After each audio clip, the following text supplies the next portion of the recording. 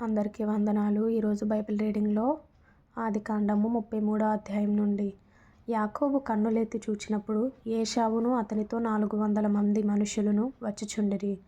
అప్పుడతడు తన పిల్లలను లేయా రాహేలులకును 2 దాసీలకును పంచి అప్పగించెను.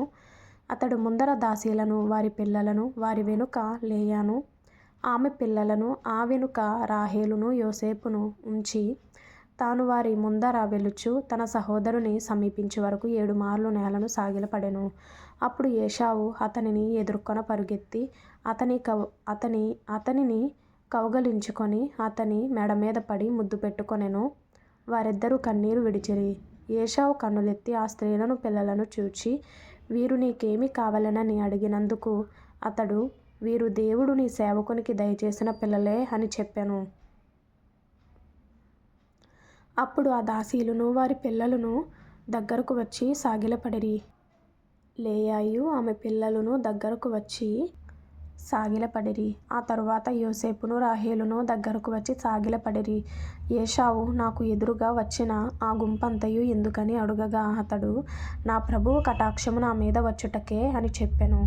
అప్పుడు ఏశావు, సహోదరుడా, నాకు కావలసినంత ఉన్నది, నీది నీవే ఉంచుకొమ్మని చెప్పెను. అప్పుడు యాకోబు, అట్లు కాదు, నీ కటాక్షము నా మీద నున్న ఎడల చెత్తగించి నా చేత ఈ కానుక పుచ్చుకొనుము. దేవుని ముఖము చూచినట్లు నీ ముఖము చూచితిని. నీ కటాక్షము నా మీద వచ్చినది గదా, నేను నీ యొద్దకు తెచ్చిన కానుకను చెత్తగించి పుచ్చుకొనుము. దేవుడు నన్ను కనికరించెను, మరియు నాకు కావలసినంత ఉన్నదని చెప్పి అతని బలవంతము చేసెను గనుక అతడు దాని పుచ్చుకొని, మనము వెళ్ళుదము, నేను నీకు ముందుగా సాగిపోదునని చెప్పగా అతడు, నా యొద్దనున్న పిల్లలు పసిపిల్లలనియు గొర్రెలు మేకలు పశువులు పాలిచ్చునవి అనియు నా ప్రభువుకు తెలియను. ఒక్క దినమే వాటిని వడిగా తోలిన ఎడల ఈ మంద అంతయు చచ్చును. నా ప్రభువు దయచేసి తన దాసునికి ముందుగా వెళ్ళవలెను. నేను నా ప్రభువు నొద్దకు షేయిరునకు వచ్చు వరకు నా ముందరనున్న మందలు నడువగలిగిన కొలదిని, ఈ పిల్లలు నడువగలిగిన కొలదిని వాటిని మెల్లగా నడిపించుకొని వచ్చేదనని అతనితో చెప్పెను. అప్పుడు ఏశావు, నీకిష్టమైన ఎడల నా యొద్దనున్న ఈ జనులలో కొందరిని నీ యొద్ద విడిచిపెట్టుదునని చెప్పగా అతడు, అది ఎలా, నా ప్రభు కటాక్షము నా మీద నుండనిమ్మనెను. ఆ దినమున ఏశావు తన త్రోవను షేయిరునకు తిరిగిపోయెను.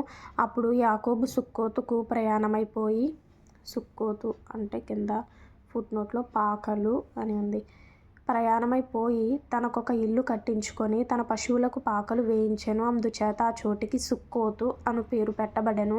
అట్లు యాకోబు పద్దనరాములో నుండి వచ్చిన తరువాత కనాను దేశములోనున్న షెకెమను ఊరికి సురక్షితముగా వచ్చి ఆ ఊరి ముందర తన గుడారములు వేసెను. మరియు అతడు తన గుడారములు వేసిన పొలము యొక్క భాగమును షెకెము తండ్రి అయిన హమోరు కుమారుల యొద్ద 100 వరహాలకు కొని అక్కడ ఒక బలిపీఠము కట్టించి దానికి ఎలోహేయి ఇశ్రాయేలు అను పేరు పెట్టెను. కింద ఫుట్నోట్లో ఇశ్రాయేలు దేవుడే దేవుడు అని అర్థం. తర్వాత ఆదికాండము 34వ అధ్యాయం చదువుకుందాం. లేయా యాకోబునకు కనిన కుమార్తెన దీనా ఆ దేశపు కుమార్తెలను చూడ వెళ్ళెను. ఆ దేశము నేలిన హివ్వీయుడైన హమోరు కుమారుడగు షెకెము ఆమెను చూచి ఆమెను పట్టుకొని ఆమెతో శయనించి ఆమెను అవమానపరచెను. అతని మనస్సు యాకోబు కుమార్తెన దీనా మీదనే ఉండెను. అతడు ఆ చిన్నదాన్ని ప్రేమించి ఆమెతో ప్రీతిగా మాటలాడి, ఈ చిన్నదాని నాకు పెండ్లి చేయుమని తన తండ్రి అయిన హమోరును అడిగెను. తన కుమార్తెను అతడు చెరిపెనని యాకోబు విని తన కుమారులు పశువులతో పొలములలో నుండినందున వారు వచ్చు వరకు ఊరకుండెను. షెకెము తండ్రియగు హమోరు యాకోబుతో మాటలాడుటకు అతని యొద్దకు వచ్చెను.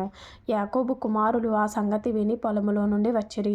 అతడు యాకోబు కుమార్తెతో శయనించి ఇశ్రాయేలు జనములో అవమానకరమైన కార్యము చేసెను. అది చేయరాని పని గనుక ఆ మనుషులు సంతాపము పొందిరి, వారికి మిగుల కోపము వచ్చెను. అప్పుడు హమోరు వారితో, షెకెము అను నా కుమారుని మనస్సు మీ కుమార్తె మీదనే ఉన్నది, దయచేసి ఆమెను అతనికిచ్చి పెండ్లి చేయుడి, మీ పిల్లలను మాకిచ్చి మా పిల్లలను మీరు పుచ్చుకొని మాతో 1000 మంది మా మధ్య నివసించుడి. ఈ దేశము మీ ఎదుట ఉన్నది. ఇందులో మీరు నివసించి వ్యాపారము చేసి ఆస్తి సంపాదించుకొనుడని చెప్పెను. మరియు షెకెము, మీ కటాక్షము నా మీద రానియ్యుడి. మీరేమి అడుగుదురో అది ఇచ్చెదను.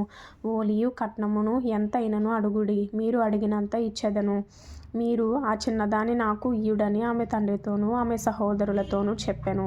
అయితే తమ సహోదరి అయిన దీనాను అతడు చెరిపినందున యాకోబు కుమారులు షెకెముతోనూ అతని తండ్రి అయిన హమోరుతోనూ కపటముగా ఉత్తరమిచ్చి అనినదేమనగా, మేము ఈ కార్యము చేయలేము. సున్నతి చేయించుకొనని వానికి మా సహోదరిని ఇయ్యలేము. అది మాకు అవమానమగును. మీలో ప్రతి పురుషుడు సున్నతి పొంది మా వలె నుండిన ఎడల సరి. ఆ పక్షమందు మీ మాట కొప్పుకొని మా పిల్లలను మీకిచ్చి మీ పిల్లలను మేము పుచ్చుకొని మీ మధ్య నివసించెదము. అప్పుడు మనము ఏకజనమగుదుము.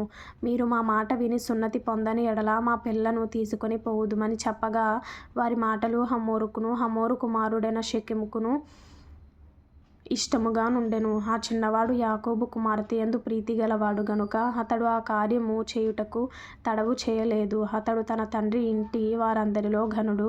హమోరును అతని కుమారుడైన షెకెమును తమ ఊరి గవని యొద్దకు వచ్చి తమ ఊరి జనులతో మాటలాడుచు, ఈ మనుష్యులు మనతో సమాధానముగా నున్నారు గనుక వారిని ఈ దేశమందు ఉండనిచ్చి ఇందులో వ్యాపారము చేయనీయుడి. ఈ భూమి వారికిని చాలినంత విశాలమై ఉన్నది గదా. మనము వారి పిల్లలను పెండ్లి చేసుకొని మన పిల్లలను వారికి ఇత్తము. అయితే ఆ మనుష్యులు సున్నతి పొందునట్లు మనలో ప్రతి పురుషుడు సున్నతి పొందిన ఎడలనే మన మాటకు వారు ఒప్పుకొని మనలో నివసించి ఏకజనముగా నుందురు. వారి మందలు, వారి ఆస్తి, వారి పశువులన్నీయు మనవగును గదా. ఎట్లైనను మనము వారి మాటకు ఒప్పుకొందము. అప్పుడు వారు మనలో నివసించెదరనగా హమోరును అతని కుమారుడగు షెకెమును చెప్పిన మాట అతని ఊరి గవిని ద్వారా వెళ్ళువారందరూ వినిరి. అప్పుడు అతని ఊరి గవిని ద్వారా వెళ్ళు వారిలో ప్రతి పురుషుడు సున్నతి పొందెను.